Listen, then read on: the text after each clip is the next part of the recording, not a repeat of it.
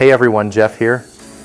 Today, I have something that I think will be incredibly useful for you, especially if you're in the process of buying, selling, or making any improvements to your home. I'm talking about our recommended contractors and businesses list. Why did we put this list together?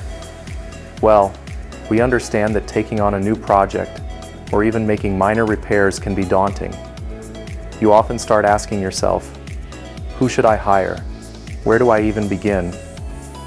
This list aims to answer those questions. It's comprised of contractors and businesses that we've either personally worked with or that come highly recommended from our clients. We've done our best to vet each one, but that's where you come in. Your feedback is crucial to the integrity of this list. If you've had a good or bad experience with someone we've recommended, let us know. We want to make sure we're steering people in the right direction, and your input helps us do that. And hey, if you've got a gem of a contractor or a stellar business that you think should be on our list, shoot us an email.